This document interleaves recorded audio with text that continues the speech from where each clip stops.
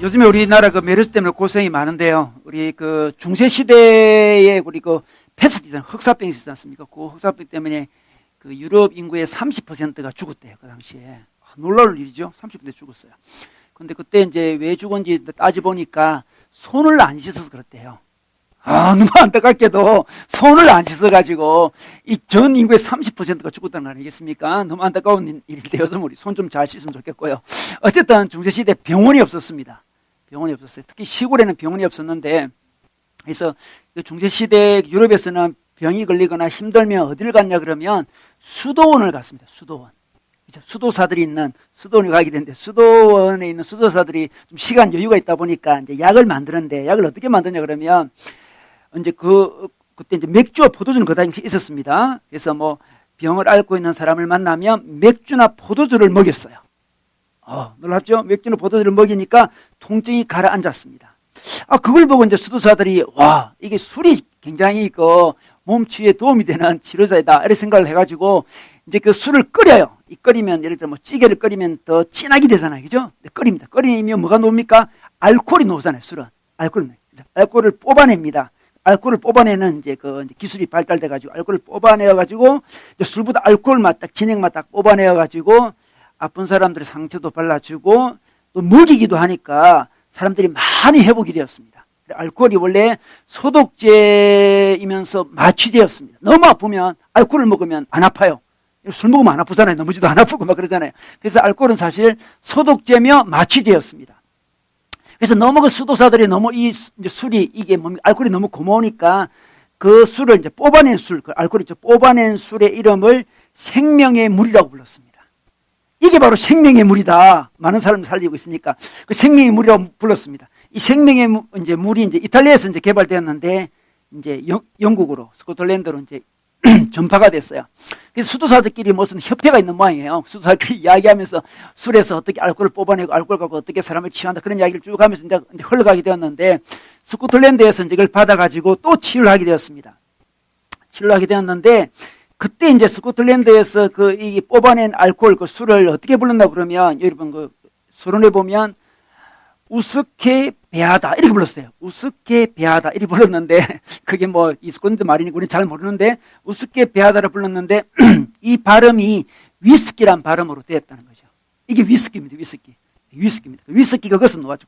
스카치 그쪽에 이제 영국 위스키가 바로 생명의 물로 나온 거예요. 그게 단순히 이제 우리 펄펄 먹는 버럭버럭 마시는 술이 아니고 생명의 물로 나왔다는 거죠. 참 너무 재밌어요. 이 생명의 물로 알코올을 만들어서 많은 사람을 치유했는데 좀 지나니까 있잖아요. 중세 기사들이 이제 전쟁도 하고 막 그러다 보니까 다치기도 많이 다치고 몸도 뭐 쑤시고 또 밤 되면 보도 쓰다 보면 춥고 하다 보니까 이게 몸에 바르는 이 알코올을 많이 마시게 됐어요. 마시버리게 됐어요. 마시니까 좀 이렇게 뭐 마취 그런 영향이 있으니까 좀 덜 아프잖아요. 그죠? 덜 아파요. 그래가지고 너무 좋다. 마시게 돼가지고 그게 이제 요즘 이제 상용하는 술이 돼버렸어요. 술 돼버렸고 이제 이게 러시아로 가가지고 러시아 가서 보드카가 됐대요. 러시아 술 보드카 있지 않습니까? 하여튼 이 술 이야기는 좀 이상하네요. 전 술 못 먹습니다. 못 먹고 저는 보드카가 어떤 맛인지도 알지도 못할 뿐더러 위스키가 무슨 맛인지 몰라요. 모르지만 어쨌든 그게 생명의 물이라고 해야죠. 생명의 물. 생명의 물이 알코올이었습니다. 그런데 요즘에 그 생명의 물 알코올이 사람을 살리기보다 많이 죽이잖아요. 요즘에 알코올 중독자들도 많이 있고 요즘에 주로 사고 나면 술 때문에 사고 나는데 이전에 우리 현미자매 남편 의역이 있었잖아요. 의역 형제가 응급실에서 일하는 의사였잖아요. 응급실에서 늘 일했는데 한번 저한테 그런 이야기 하더라고요. 목사님, 응급실에 오는 90%는 술 때문에 온대요. 이 그놈의 술만 없으면 자기 할 일이 너무 없을 건데 너무 바쁘대 자기가 그놈의 술 때문에 다 술 때문에 싸워서 술 때문에 다쳐서 응급실에 다 찾아온대요. 그죠? 그 중세 수도사들이 술을 처음에 만들어냈을 때 벌컥 마시라고 준 게 아니고 몸이 아플 때 먹거나 바르라고 준 생명의 물이었습니다.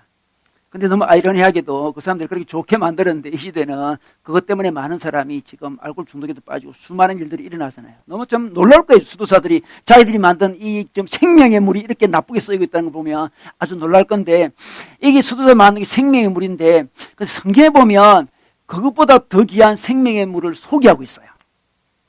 성경에서 생명의 물, 생수를 소개하고 있는데 그 생수가 어떤 건지 오늘 말씀에서 보겠습니다. 그 생수가 어떤 거고 어떻게 그 생수를 얻을 수 있으며 그 생수의 효능이 어떤지 성경에서 잘 소개하고 있습니다. 우리 오늘 그 부분을 요한복음 7장 부분 우리 세나 자매가 한번 읽어주겠습니다.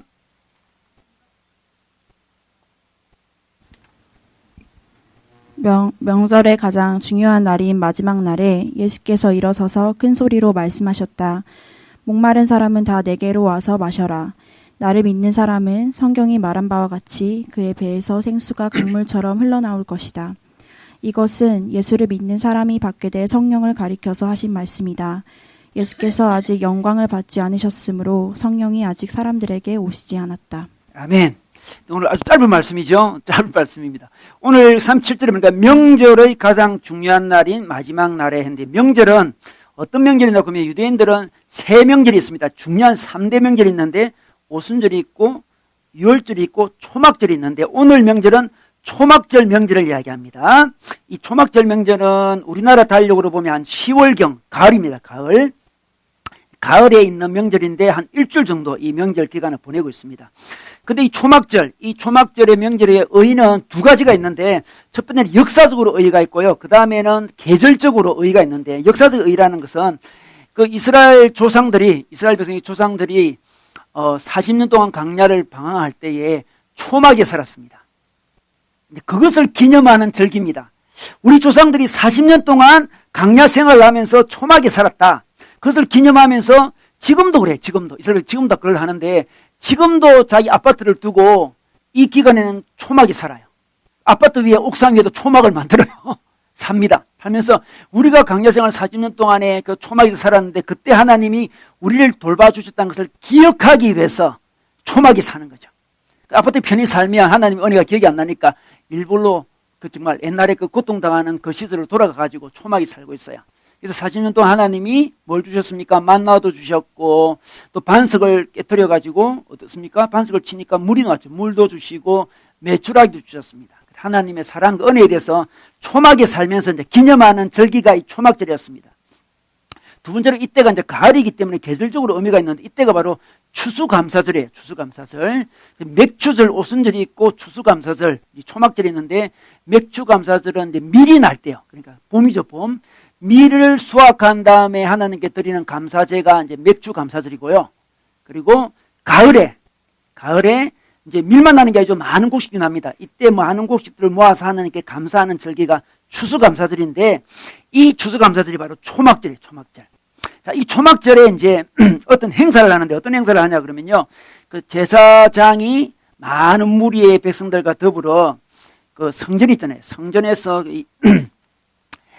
이제 그 못으로 가면 신라 못으로 갑니다. 딱 행렬을 만들어서 쫙 갑니다. 쫙 가요. 가가지고 신라 못에서 물을 떱니다. 항아리에, 금 항아리에 물을 떠서 가져옵니다. 딱 가져와요. 그것을 7일 동안 계속해요. 물을 떠러 가서 모든 무리들이 지금 줄지어서 물 떠러 가가지고 물을 담고 신라 못에서 물을 떠와서 성전에 와서 물을 붓습니다. 물을 부을 때 노래를 불러요. 그 노래가 여러분 설교 안에 보면 이사야 12장 3절 말씀인데 이런 노래를 불러요. 너희가 구원의 우물에서 기쁨으로 물을 기를 것이다. 이런 주제로 노래를 막 부르면서 물을 떠오는 그런 상황입니다. 그래서 이것은 뭘 의미합니까? 하나님이 광야 생활을 할 동안에 물이 없었는데 목말랐는데 하나님께서 우리에게 물을 주셨다는 것을 기념하고 감사하기 위해서 이걸 하는 거예요. 그래서 신라못에 물을 떠서 제단에 물을 부으면서 하나님이 우리에게 물을 주셨지. 여러분 광야 생활을 하는 동안에 어떻습니까? 이 양식도 중요하지만 물이 중요하잖아요. 물, 그죠? 광야에 물이 중요합니다. 그 물을 주셨다는 것을 감사하며 기념하면서 물을 일주일 동안 계속 뜨고 붓고 떠서 붓고를 계속하고 이렇게 노래를 막 부르고 있는 그런 상황이었습니다. 그러다 마지막 날이 되었습니다. 이제 오늘 37절에 보니까 중요한 마지막 날에 중요한 날인 마지막 날에 이 말은 중요하다는 것은 예수님이 등장했기 때문에 중요한 겁니다. 그래서 뭐 특별히 중요한 날이 아니에요. 예수님이 딱 등장하니까 중요한 날입니다. 마지막 날에는 물을 떠와서 붓는 날이 아니었습니다. 마지막 날은 거의 행사를 안 해요. 자, 행사를 안 하고 있습니다. 지금 마지막 날에 우리 예수님이 일어섰습니다. 딱 일었습니다. 큰 소리로 말씀했습니다. 그 당시에 랍비들은 앉아서 주로 가르쳐요. 그죠? 랍비들은 비스듬히 누워가지고 앉아가지고 가르치는데 예수님은 벌떡 일어서셨습니다. 그래서 큰 소리로 말씀하셨어요. 또 이 당시에 종교 지도자들이 예수님을 잡으려고 하고 있었거든요. 예수님이 일어서서 소리를 치면 위험해요, 지금. 위험한데도 불구하고 예수님이 일어나서 큰 소리를 외치고 있습니다. 예수님은 너무 지금 다급했던 거죠. 너무 알려주고 싶은 게 있었던 거죠. 이 백성들에게 이 의미하는 것, 7일 동안 계속 물 떠와서 물붓간 이것에 대해서 좀 더 그 깊은 의미를 가르쳐주고 싶으신 거예요. 그래서 이런 큰 소리를 외쳤습니다. 목마른 사람은 다 내게로 와서 마셔라 이렇게 이야기했습니다. 자기가 물을 주겠다는 거예요. 지금 자기가 반석이라는 거예요. 반석에서 물이 나오지 않습니까? 내게로 와서 마셔라, 내가 물을 주겠다 이렇게 외치고 있습니다. 이스라엘 백성이 목말랐습니다. 이스라엘이 목말랐습니다. 사심도 목말랐죠. 그때 하나님께서 그들에게 물을 내어주셨는데 바로 그것이 자기가 줄 물을 상징하는 것이라고 이야기하고 있는 거죠. 내가 물을 주겠다 이야기합니다. 그런데 이 물은 뭡니까? 물은 이 생명, 이 생수는 뭘까요? 육신의 생수를 이야기할까요? 육신의 물을 이야기하지 않습니다. 예수님이 항아리 가져오고 물통 가져오고 그러지 않지 않습니까? 예수님이 주고 싶은 물이 있었습니다. 진짜 갈급함을 알고 있었고 진짜 목마름을 알고 있는 예수님이 그 근본적인 목마름을 채워줄 물을 가지고 있었던 거죠. 내가 물을 주겠다. 이 물이 뭘까요? 이 물이 39절에 보면 이것은 예수를 믿는 사람이 받게 될 성령을 가르쳐서 하신 말씀이다 이렇게 말씀하고 있습니다. 예수님이 주고 싶은 생명의 물은 수도사들은 생명의 물이 뭐였습니까? 알코올이었습니다. 알코올. 생명의 물이 알코올, 생수는 알코올이었습니다. 예수님이 주고 싶은 물은 뭡니까? 알코올이 아니고 성령이었습니다. 성령. 여러분 그 포도주를 신의 물방울이라고 그러잖아요. 그죠? 만화도 있어요. 신의 물방울이라는 만화도 있더라고요. 보니까 그 신의 물방울이라고 하면 너무 귀한 물이라고 하면 신의 물방울이라고 그러는데 진정으로 신의 물방울은 뭐겠습니까? 성령이에요. 성령. 보드카 정도가 아니고요. 위스키 정도가 아니고 예수님이 여러분에게 주고 싶은, 우리에게 주고 싶은 물이 있는데 그것은 성령입니다. 성령. 그 성령을 마셔야만 목마름이 해결된다는 거죠. 해결된다는 거예요. 여러분 그럼 성령이 뭡니까? 성령. 성령이 뭘까요? 성령. 성령은 뭐 이런 그대로 하나님의 거룩한 영입니다. 영. 하나님의 영이 성령이죠. 영이 있다는 것은 하나님의 임재가 있다는 거예요. 우리도 인간을 만나다 보면 어떤 예를 들어 영혼 없는 스킨십이 안 좋다 그런 이야기 하잖아요. 그죠? 영이 안 왔습니다. 이 사람이 제가 안 오고 이렇게 제가 스킨십을 만지더라도 영은 딴 데가 있어요. 지금 딴 사람 생각하면서 만지고 이렇게 그 영혼 없는 스킨십이잖아요. 그죠? 그 사람의 영이 오지 않는 상태에서 행동을 하면 살아있는 느낌이 없어요. 영혼 없는 인사 그죠? 영혼 없는 스킨십. 신앙도 영혼 없는 신앙이 있을 수 있고 예배도 오늘 성령이 없는 예배를 할 수도 있어요. 하나님이 임재가 없는 예배를 할 수 있습니다. 죽은 예배죠. 죽은 예배. 근데 예배는 죽은 예배는 성령이 없는 예배예요. 성령이 생명이잖아요. 생명수가 성령이에요. 하나님의 영이 자기한테 임합니다. 임해요. 하나님이 임재를 딱 하는 거죠. 이것이 우리의 깊은 갈망을 채워준 하나님의 생명수다 이렇게 이야기하고 있습니다. 그런데 이 성령이 아직 오지 않았대요. 39절 끝에 보면 성령이 아직 사람들에게 오시지 않았다 이런 이야기를 하고 있습니다. 성령을 주겠다 했는데 성령이 아직 안 왔대요. 구약시대 성령이 안 왔다는 이야기를 하고 있는데 여러분 정말 구약시대 성령이 안 왔습니까? 구약시대 보면 성령이 왔어요. 구약시대 보니까 모세에게도 임했고 기도원에게도 임했고 다윗에게도 임했습니다. 그런데 아직 안 왔다고 왜 그럴까요? 그것은 구약시대는 성령이 부분적으로 왔습니다. 부분적으로. 온전히 우리 속에 있지 않고요. 부분적으로 왔다가 갔다를 반복했는데 예수님이 어떻습니까? 여기 39절 끝에 보면 예수께서 아직 영광을 받지 않으셨으므로 성령이 아직 사람들에게 오시지 않았다 그랬는데 영광을 받으면 온전히 오게 되는 거예요. 영광을 받는 게 뭘까요? 영광을 받는 게. 예수님이 영광을 받는다는 것은 예수님이 십자가에 돌아가시고 우리 하나님께서 예수님을 부활하신 다음에 성천하시게 하셨잖아요. 그죠? 예수님의 죽음과 부활과 성천이 영광을 받는 길이었습니다. 이 당시에는 아직 예수님은 돌아가시지도 않았고 부활도 안 했고 성전도 안 했지 않습니까? 그래서 아직 성령이 오지 않았습니다. 근데 조금만 기다리라. 너희들 구약시대는 지금 성령이 부분적으로 왔는데 막 속에서 넘치는 성령이 올 건데 그것은 언제 온다? 내가 영광을 받으면 온다. 언제 영광을 받느냐? 내가 죽고 부활하면 성령이 온전히 우리를 지배한다고 이야기하고 있습니다. 그 성령을 맛보라고 이야기하고 있습니다. 그 성령이 오면 우리가 어떻습니까? 우리 38절에 보면 그 배에서 생수가 강물처럼 흘러나올 것이다 그랬습니다. 강물처럼 물이 올라와요. 세상에 생수가 올라옵니다. 구약시대 성령은 강물 같지가 않았습니다. 구약시대 성령은 그냥 지도자들 몇 명에게 임했다가 사라지고 임했다가 사라지는 성령이었는데 예수님이 영광을 받는 순간에 어떻게 됩니까? 우리의 배에서 생수가 강물처럼 흘러나는 일이 벌어진다는 거죠. 그 생명의 물, 그 생수, 성령을 받으면 목마름이 해갈이 된다는 거예요. 찔끔찔끔 해갈되는 게 아니고요. 비가 우리가 원하는 만큼 안 왔잖아요, 지금. 답답하대요, 지금. 더 와야 되는데 답답하대요. 성령도 마찬가지죠. 예수님의 죽음과 부활을 통해서 성령님 우리에게 충분히 오셨다고 이야기합니다. 충분히 오셨는데 그 충분히 오신 성령님을 맛볼 때 우리의 영혼의 갈증이 해갈된다고 말씀해 주고 있는데, 근데 참 성령이 재밌는 것은 38절 끝에 보면 배에서 생수가 강물처럼 나온다 그래요. 배에서 나온다고 해요. 배. 이스라엘 사람들은 이 배를 강조합니다. 배. 이 배가 뭐냐 그러면 이스라엘 사람들이 배라는 것은 사고와 감각과 정서가 다 몰려있는 곳이 배라고 생각했습니다. 놀랍죠? 그죠? 인간의 근본적인 욕망, 근본적인 어떤 갈망, 근본적인 인격이 배에서 비롯된다 생각해요. 그래서 배가 채워져야 된다 생각합니다. 배가 모든 것의 중심이에요. 중심. 근데 배에서 강물이 터지는 거죠. 지금. 배가 만족이 임해요. 배가. 내면의 깊은 배 속에 우러나오는 그 갈증이 성령을 통해서 체험받는다는 이야기를 하고 있습니다. 단순히 육적인 걸 이야기하지 않습니다. 단순히 정서적인 걸 이야기하지 않습니다. 근본적인 갈망이 성령으로 말하면 채워지는데 조금 채워지는 게 아니라 강물처럼 흘러나온다 이야기하고 있습니다. 여러분, 우리가 갈증을 해결하고 싶을 때 저 밖에서 있잖아요. 갈증을 물을 떠와서 해결하는 것은 한계가 있습니다. 그런데 예수님을 만나면, 성령님을 만나면 정말 속에서 뭔가 솟아올라와요. 여러분 그걸 경험하나요? 우리 내면에 샘이 생겼습니다.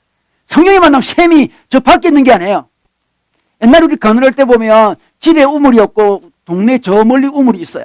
우물 가서 늘 떠와야 돼요. 힘들어 죽겠어요. 늘 떠와야 돼요. 그 어느 날 자기 집에 우물을 팝니다. 저는 아직도 저희 집에 이제 상하수도를 이렇게 처음 만들었을 때 기억이 나요. 얼마나 신기하냐면 박사님 물이 샥 나오더라고요. 늘 가서 물을 떠왔는데 어느 날 우리 동네에 다 이제 수도를 놓게 됐어요. 그러니까 물이 나와요. 물이 나옵니다.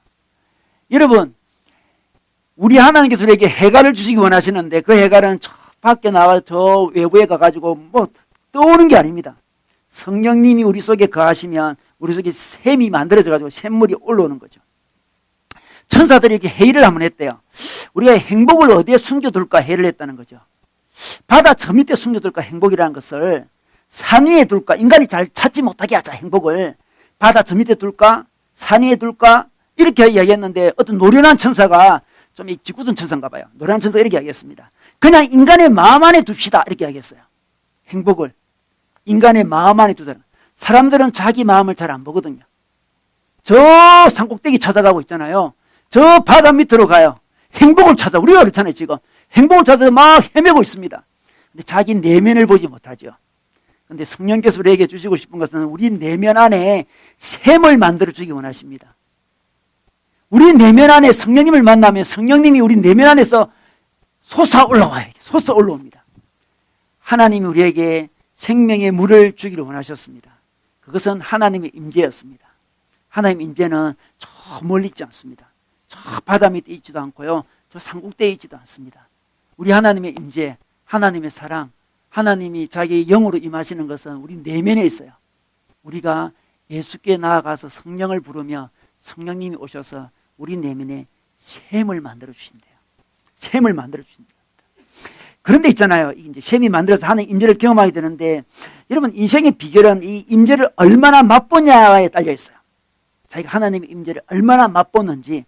애들도 그래요. 애들도 엄마의 임재를 맛본 만큼 애가 잘 자라요. 그죠?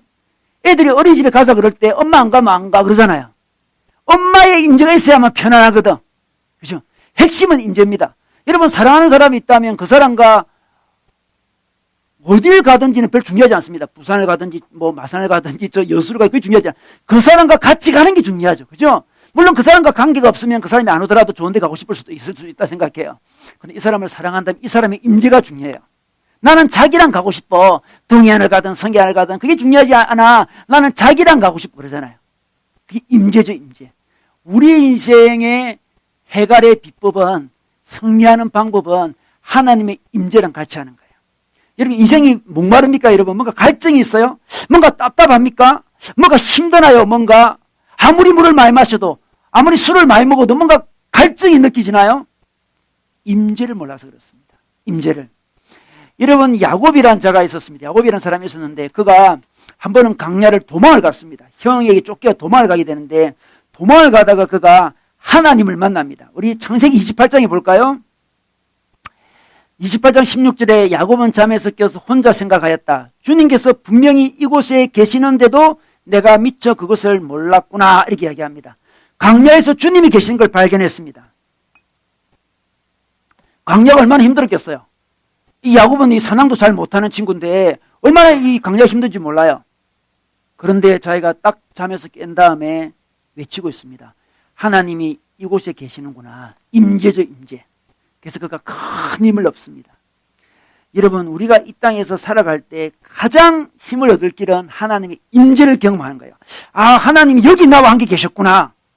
아, 내가 몰랐구나, 그동안에. 하나님의 임재가 제일 중요한데, 아, 다른 곳에서 막 행복을 찾아 돌아다녔구나. 바다 밑으로 가고 산꼭대로 돌아다니면서 행복이 있는데 막 찾았는데, 가만히 보니까 하나님 임재가 행복의 길이에요. 하나님 임재. 성령이 길이었습니다. 성령을 마시는 게 중요했습니다. 예수님 우리에게 성령을 주시기 원하셨어요. 이스라엘 백성에게 이 7일 동안 계속 길어 와서 물 붓고 하는데 이게 의미하는 걸 가르쳐 주고 싶었죠. 성령을 마셔야 된다. 여러분 요즘 성령을 마시고 있습니까? 요즘 뭘 많이 마시나요? 성령을 마시라 그래요. 성령을 마시면 하나님 임재가 경험되면서 비록 우리 인생이 강야 같은 인생이라 할지라도 아, 하나님 여기 계시는구나 해서 마음에 담대함이 생겨요. 애들이 아무리 어렵고 힘든 곳을 가더라도 엄마랑 같이 가면 힘들지 않습니다. 그렇잖아요. 엄마가 가면 나 갈래. 그죠? 아무리 재미있는 어린이집도 엄마가 안 가면 무서워서 가기 싫어요. 엄마랑 같이 가자 그러잖아요. 애들도 엄마랑 같이 가는 엄마의 임재가 있는 삶이 얼마나 좋은 삶인지 느끼고 있습니다. 우리 인생도 마찬가지예요. 여러분 왜 딴 거를 많이 찾으시나요? 다른 물을 왜 많이 먹으시나요? 내가 거물이 부족해서 문제가 아니고 사실은 성령이 부족한 거예요. 성령을 충분히 못 먹은 거예요. 찔끔찔끔 먹는 거예요. 찔끔찔끔. 속에서 올라오는 성령을 몰라요. 내면에 샘이 생기지 못했습니다. 자기 내면에 성령의 샘이 없어요. 그래서 기도하면 샘이 막 터져가 나와야 될 텐데 자기 내면에 샘이 막힌 것 같아요. 샘이 나오지 않아요. 그래서 외부에서 좀 얻습니다. 외부에서 얻어요. 물 조금 얻어먹어요. 이 조금 얻어먹고 조금 얻어먹어요. 주일날 와가지고 예배드리면서 물 좀 얻어먹습니다. 목사님이 물 주신 물 좀 주세요. 그죠? 금방 집에 가면 또 갈증 느껴요. 자기 스스로 속에서 물이 올라오는 걸 경험하지 못하는 거죠. 우리 예수님 우리에게 생명의 물을 주기 원하시는데 그건 성령이시고 그 성령님을 받으면 우리 속에 샘이 생긴대요. 근데 이 성령님을 받을 때 조건이 있는데 그게 무슨 조건이냐 그러면 목말라야 됩니다. 목말라. 이게 굉장히 중요합니다. 우리 37절에 보니까 목마른 사람은 다 내게로 와서 마시라 그랬습니다. 목이 말라야 됩니다. 목마르지 않으면 절대로 물을 마시지 않습니다. 그죠? 저도 물을 늘 마시는데 목마르서 계속 마시잖아요. 그죠? 목마르지 않으면 마시지 않습니다. 여기 목마름이 어떤 목마름일까요? 단순히 육신의 목마름일까요? 육신의 목마름 정도가 아니죠. 어떤 정신적인 목마름일까요? 여러분 우리 육신의 목마름도 있고 정신적인 목마름도 있어요. 그죠? 예를 들어서 뭐 민주주의에 대한 목마름도 있을 수 있잖아요. 여러분 옛날에 그 김지아라는 시인이 있었어요. 김지아 시인이 그 사람이 이제 그 민주화 운동하다가 박정희 등의 시절에 민주화 운동하다가 6년 동안 감옥에 갇혀 있었는데 그분이 정말 대표적인 운동가 시인이었는데 볼펜이 없어가 손톱으로 그 벽에다가 시를 이렇게 적어요. 손톱으로. 그분의 대표적인 시가 있는데 강의 안에 있습니다. 타는 목마름으로 이런 시가 있어요. 이 노래를 얼마나 많이 불렀는지 몰라요. 숨죽여 허느끼며 내 이름을 남몰래 쓴다. 타는 목마름으로 민주주의여 만세. 이렇게 적어요. 그 당시에 수많은 젊은 사람들이 이것을 암송하고 노래를 만들어서 타는 목마름으로 민주주의여 만세. 노래를 막 불렀어요. 저번에 보니까 제가 우연히 영상 보니까 노무현 대통령이 그 대통령 선거 나갈 때 이 노래 부르더라고요. 노래 좀 잘 못 부르시대요. 그런데 노래 막 부르는데 막 사람들이 흥분을 내요. 그 사람 그래서 대통령 때 생각했잖아. 막 흥분하더라. 이 사람이 타는 목마름으로 부르더라고. 타는 목마름 민주주의여 만세라고 그러니까 막 사람들이 막 완전히 혼돈이 뭐 열정 중에 다 일어나가지고 막 흥분하더라고요. 우리 그 당시에는 이 갈증이 갈증. 민주주의에 대한 갈증이 있었습니다. 이런 육신의 갈증도 참 어려운 갈증이지만 이 정신적인 갈증도 대단해요. 타는 목마름으로 자기 속에 타는 목마름이 올라온 거예요. 사회 정의와 민주 정치에 대한 타는 목마름이 올라왔습니다. 수많은 사람이 김재하 씨를 따라서 수많은 사람이 자기 몸을 던지죠. 다 운동권들은 김재하 시인의 제자들이에요, 사실은. 이 김재하 시인의 제자들이라 할 수 있습니다.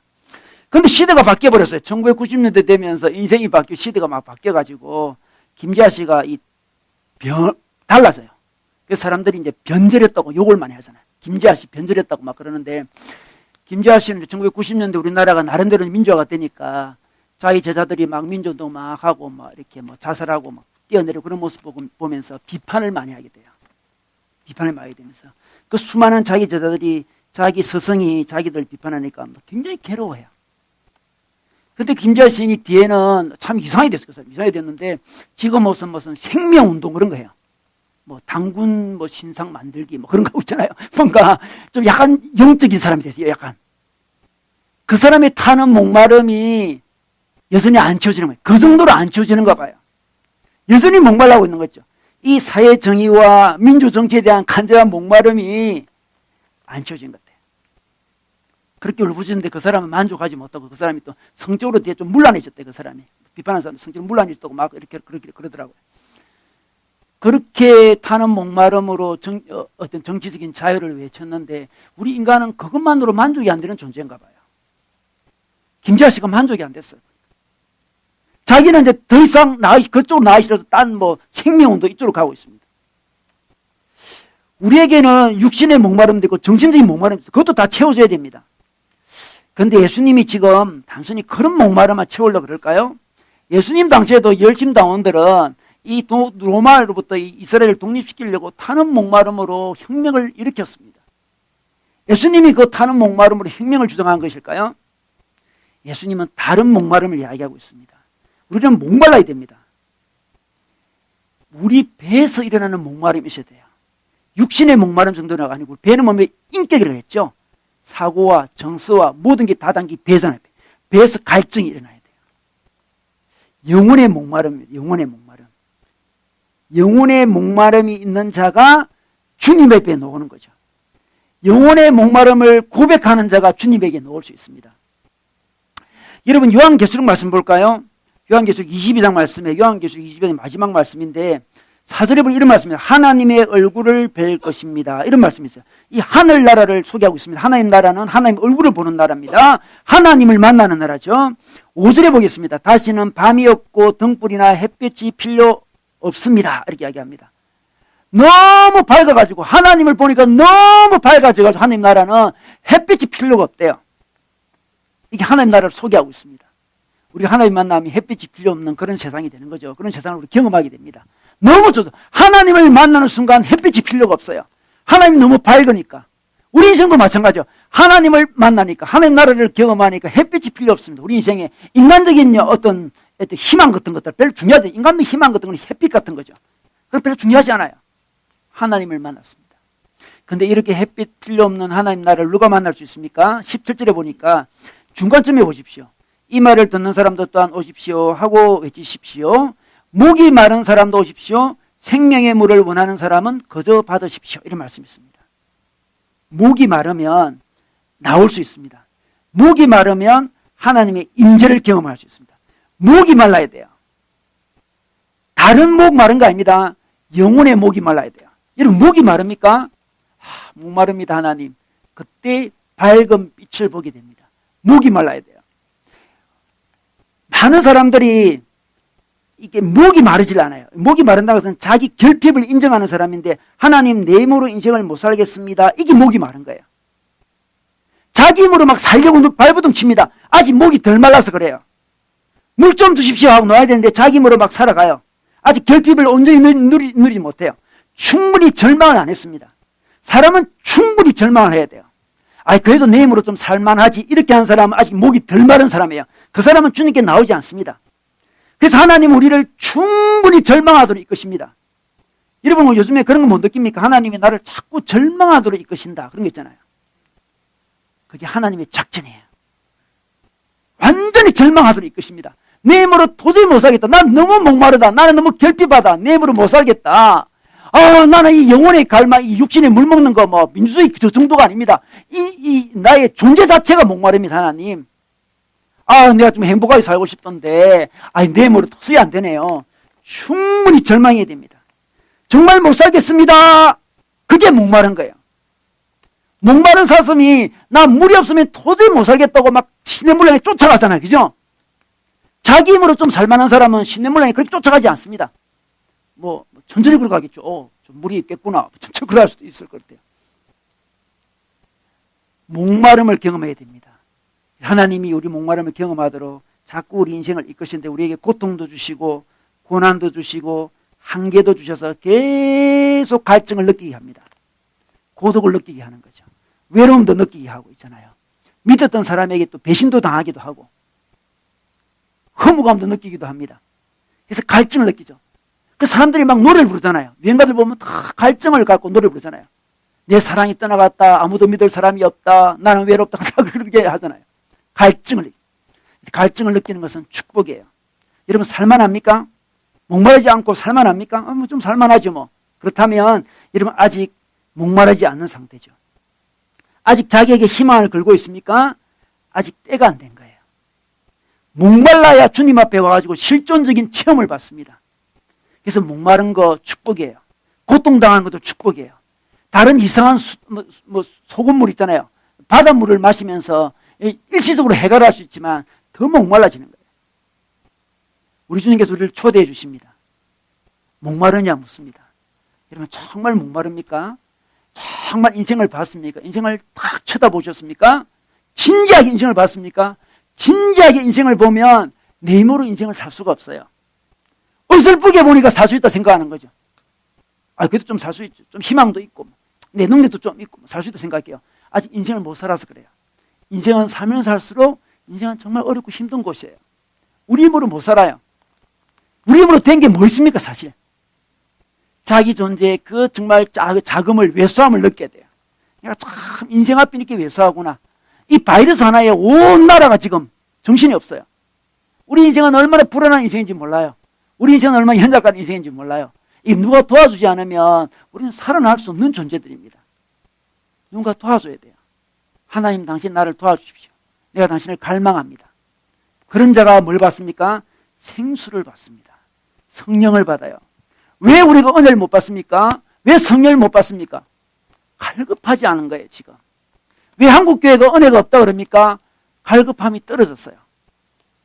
하나님 없으면 죽습니다. 이번 예배에서 내가 하나님 꼭 만나야 됩니다. 이런 갈급함이 없어요. 마치 취미생활 비슷한 거죠. 취미생활. 와서 취미로 교회 오는 거죠. 그냥. 조금 감동 있으면 좋고 또 친구도 좀 만나고 좋은 문화생활도 좀 하고 이렇게 나와요. 갈급함이 약해요. 성령을 받지 못하죠. 여러분 우리가 무슨 공부를 가르칠 때 보면 갈급한 애들은 쏙쏙 잘 빨아들입니다. 그렇잖아요. 조금만 가르쳐도 쏙쏙쏙 잘 빨아들여요. 근데 공부 가시면 너는 가르쳐봤다 머리 아파요. 가르치는 사람 더 힘들어요. 조용히 시키는 게 더 힘들어요. 조용히 시키는 게.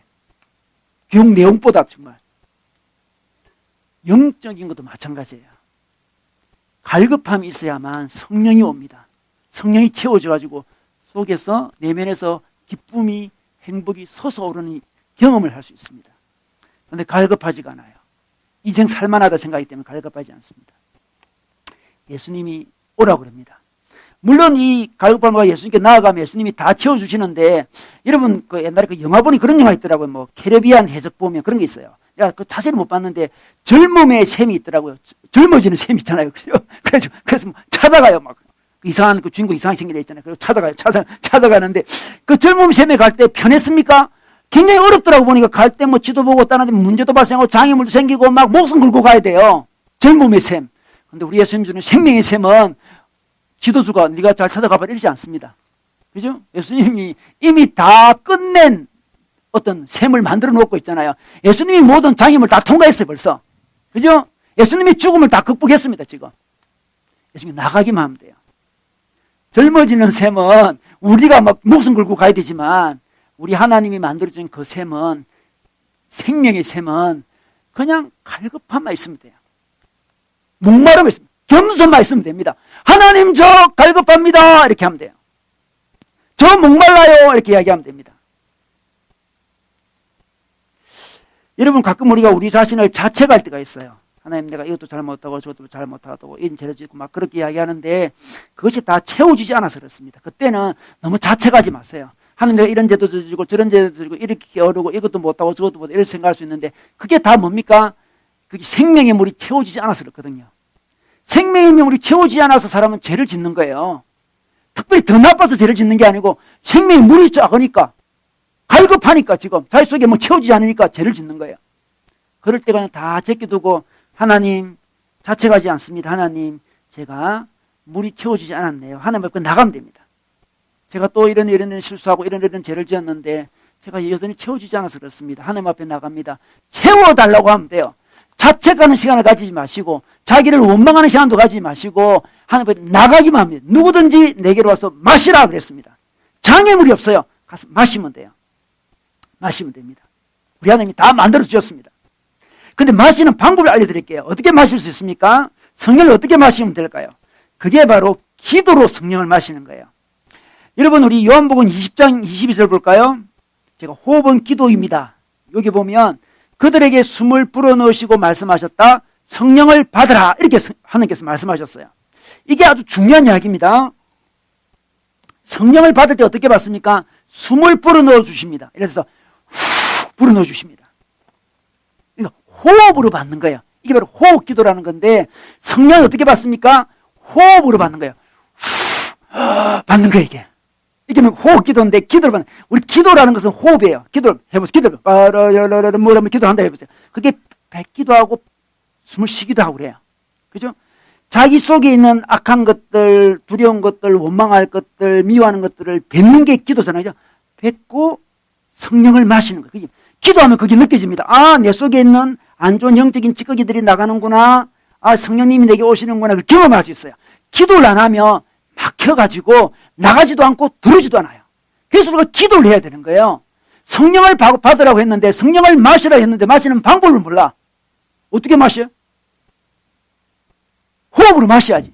찬양도 마찬가지예요. 찬양도. 찬양을 부르면 자기 속에 안 좋은 것들이 나가고 좋은 것들이 막 와요. 그 찬양 인도자가 굉장히 중요해요. 찬양 인도자가 영적으로 깨어있거나 영적으로 건강한 사람은 찬양을 쭉 하다 보면 영적인 좋은 것들을 막 내려줘요. 느끼지 않습니까? 할림이가 내려주잖아요. 내가 찬양도 하기 싫은데 할림이 얼굴 보는 순간 찬양하고 싶어. 갑자기 제가 내 좋은 영적인 걸 주는구나 해서 찬양이 잘 돼요. 옆에 있는 사람이 은혜롭게 막 찬양을 하고 있어요. 같이 올려서 호흡을 주고받습니다. 호흡을 주고받아요.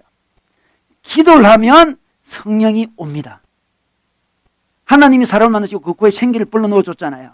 성령을 불어넣을 때도 하고 주십니다. 여러분 기도는 단순히 지적인 깨달음 정도가 아니에요.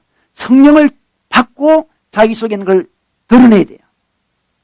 기도는 요구 조건을 나열하는 정도가 아니죠. 이거 해주세요 저거 해주세요. 그게 아닙니다. 기도 끝나면 뭔가 호흡을 통해서 영을 받았습니다. 성령 충만한다 그러잖아요. 성령의 기운이 자기한테 옵니다. 이게 바로 기도입니다. 그게 생수입니다. 생수. 생수는 기도로 받습니다. 사람을 만날 때도 맞아요. 사람을 만날 때도 보면 있잖아요. 호흡을 주고받습니다. 가만히 보십시오. 호흡을. 사람만 누굴 만나면 호흡을 주고받아요. 그 사람의 호흡이 좀 건강하고 영적인 좋은 분위기를 풍기고 있으면 그 사람과 대화를 하면 기분이 좀 좋아요. 그 사람의 영적 상태가 안 좋아 지금. 그럼 그 사람과 뭐 어떤 말을 해도 짜증이 나요. 짜증이. 여러분 우리들은 호흡이 잘 맞다 그런 말 하잖아요. 우리 호흡이 잘 맞아 그런 이야기 하잖아요.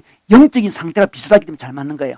악한 자도 악한 자를 만나면 호흡이 잘 맞다. 우리 호흡 잘 맞다. 도둑질 하자. 호흡 잘 맞다. 이렇게. 도둑질도 호흡이 잘 맞아요. 그죠? 악한 일로 호흡 잘 맞는 사람이 있습니다. 수준이 같으면 호흡이 잘 맞아요. 연기 수준이 높은 사람은 또 자기 호흡이 잘 맞겠죠. 만나면 서로 은혜를 주고받겠죠. 와, 주고받아요. 성령님과 호흡을 주고받아야 돼요. 그게 바로 기도입니다. 여러분, 우리 단전 호흡하는 분들 있잖아요. 단전 호흡. 그 단전호흡은 이 단월드, 단전호흡 하는 사람, 그 사람들이 호흡을 하는데 우리 기독교에서 내면을 잘 바라보지 않고 복 받는 것에 너무 치우쳐다 보니까 다른 이상한 곳에서 호흡을 갖고 이야기하고 있어요, 지금. 너무 안타까워. 우리 건데, 그거. 그죠? 예수님이 성령 받으라고 했는데 지금 그 사람들이 앉아가지고 뭐 받으려고 해, 지금 뭔가를 받으려고. 우리는 복 받는 것만 생각하고 있고, 지금. 내면을 우리가 한번 내면을, 자기 내면을 모르는 거죠. 근데 제가 단전호흡 하시는 분들을 여러 명 만난 적이 있어요.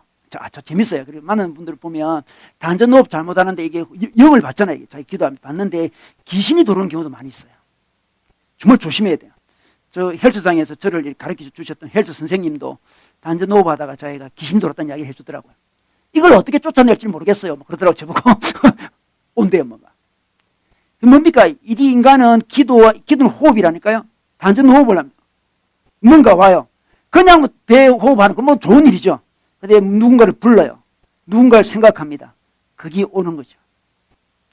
여러분, 우리가 기도로 성령을 받아야 됩니다. 자기 속에 나쁜 견을 토하고 주님을 의지하며 토하고 확 토했어요.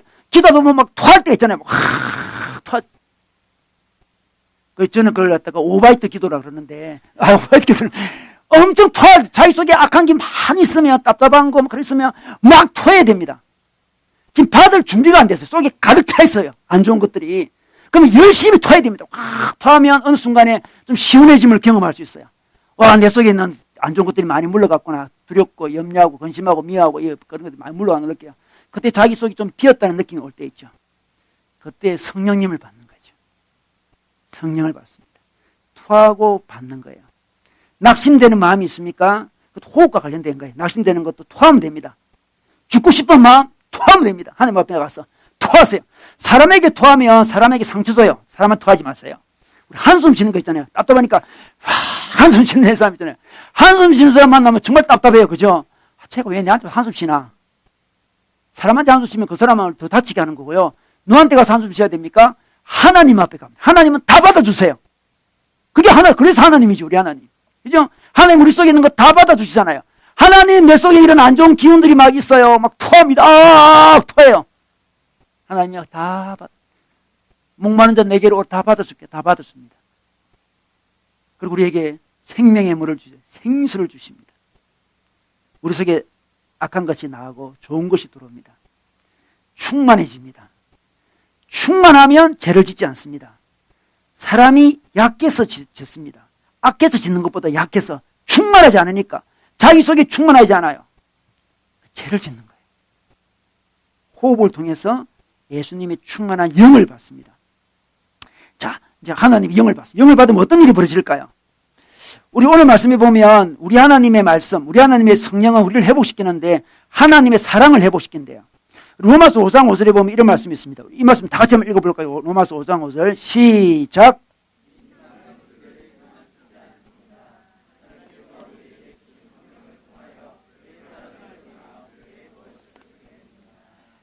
성령을 통해서 뭘 불어넣어 줍니까? 사랑을 우리에게 보여준다는 거죠.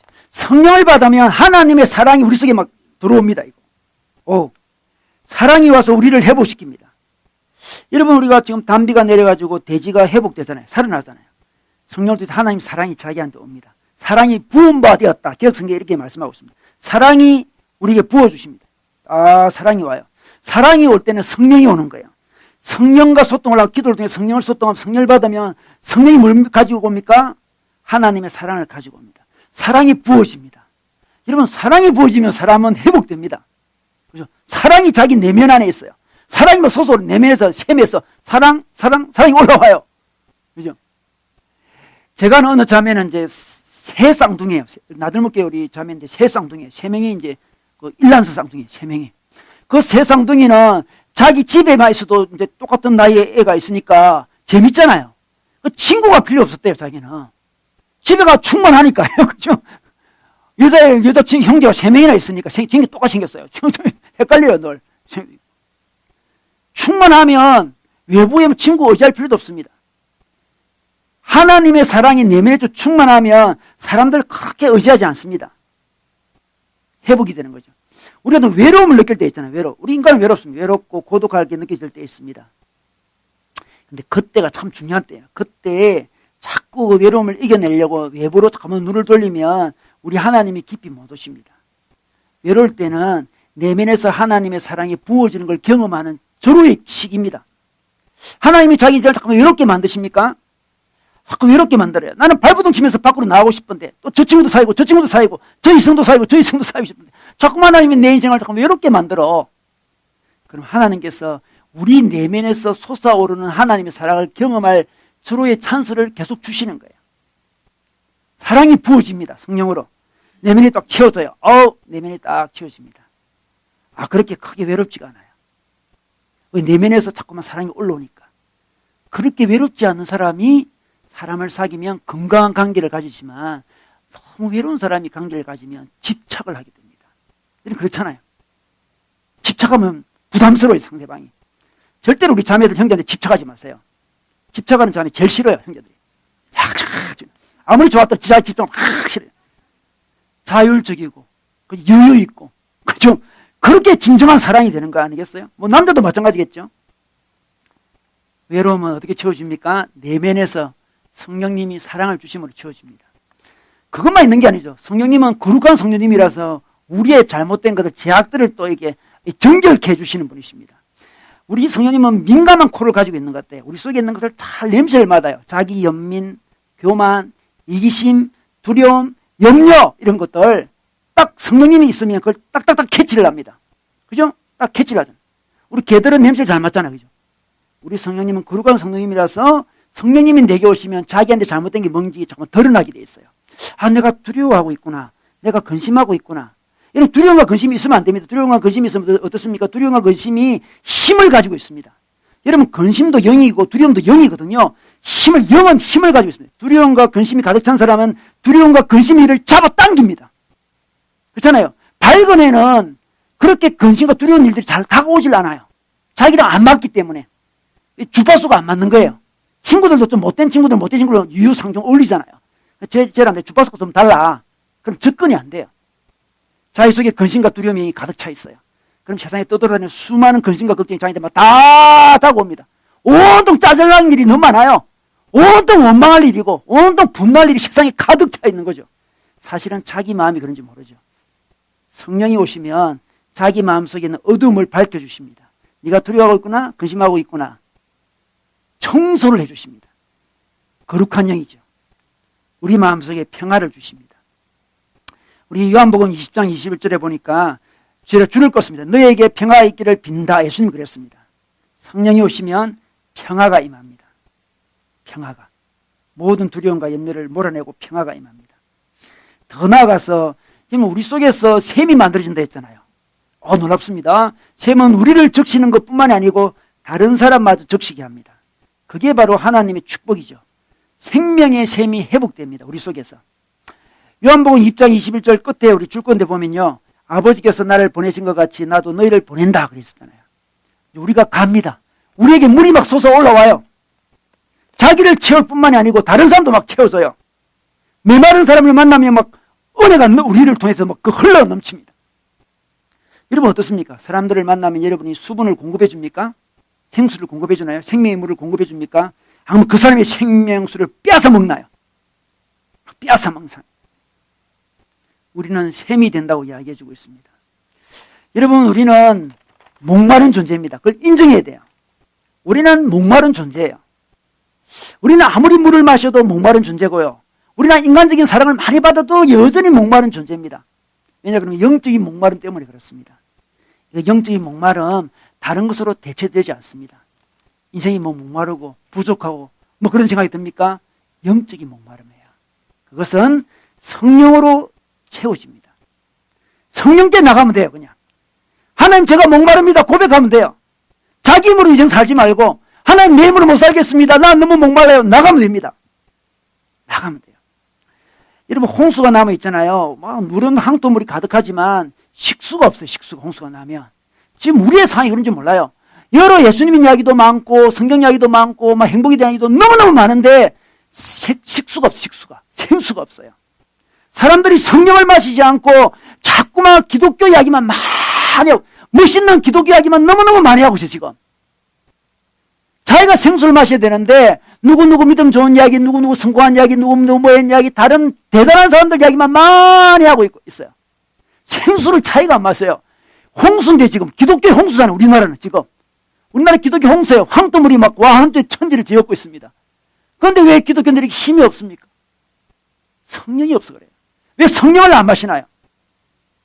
왜 멋있는 기독교인들 이야기는 많이 하는데 자기가 성령을 먹지 않습니다. 마셔야 됩니다. 정말 우리는 배고픈 존재예요. 목마른 존재입니다. 주님 앞에 나와서 마십시오. 마시는 방법 너무 쉽습니다. 호흡을 하면 돼요. 우리 지금 호흡하고 있어요. 하나님을 생각하며 호흡하는 게 기도예요. 그냥 호흡하는 호흡 정도가 아니죠. 하나님을 생각해서 호흡합니다. 자기 속에 있는 것을 내뱉습니다. 하나님 앞에. 사람한테 내뱉지는 않습니다. 하나님에 내뱉습니다. 하나님으로 마십니다. 내뱉고 마시고 내뱉고 마시고 내뱉고 마시고 하는 순간 자기 속에 악한 것들이 다 나가고 우리 성령으로 채워집니다. 그래서 목마름이 해갈이 되는 거죠. 더 나아가서 다른 사람에게 생명의 생수가 되고 생명의 샘이 됩니다. 우리 하나님께서 우리를 그런 사람으로 만들어가기 원하십니다. 여러분 목마르십니까? 예수님께 나아가면 성령을 마시면 샘물이 되는 샘이 되는 축복을 누리십니다. 그런 인생 사시기를 주의 이름으로 축원합니다.